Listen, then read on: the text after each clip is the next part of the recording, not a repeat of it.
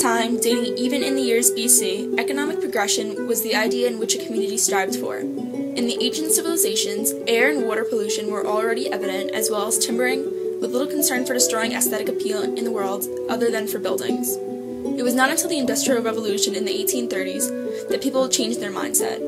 It was the first time demands for conservation took place on account of an enormous redwood tree called the Mother of the Forest, who was inevitably reaching a fate of being cleared out. During the Industrial Revolution, a new wave of modern understanding made one identify work from leisure as two extremes.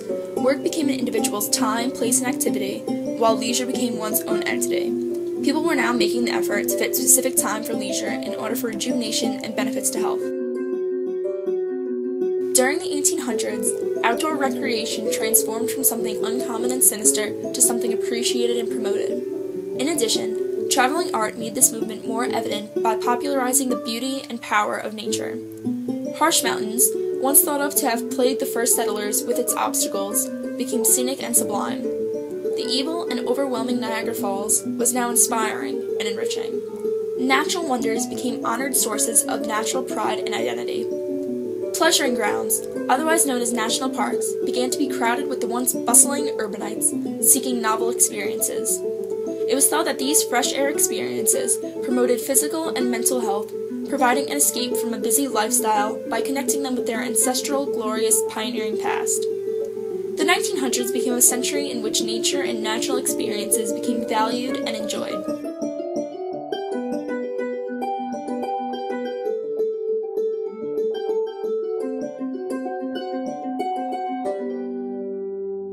Distinguishing between the sublime aesthetic and the beautiful aesthetic tells a lot about how the nation has progressed in its values. Sublime is seen as landscapes which impress the viewer with God's grandeur, promotes humility, and a feeling of insignificance. A sublime aesthetic could make the viewer ask about the reason of life or their existence. Most sublime examples of nature makes you feel like an ant in a large world, such as the Grand Canyon would. The rugged cliffs, sharp angular lines, towering mountains, and dark foreboding gorges are sure tell signs that a landscape is sublime.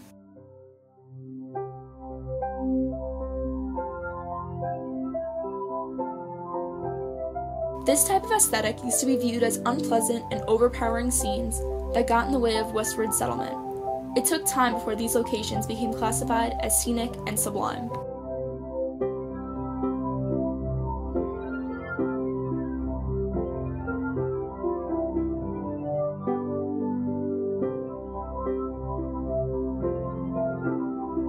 Beautiful landscapes, however, always seem to have some value, if only for their simplicity.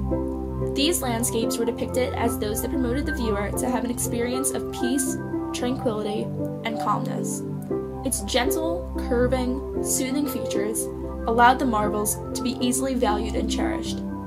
The wonderment of beautiful landscapes has been and will always be pictures that a viewer can register easily and place value upon.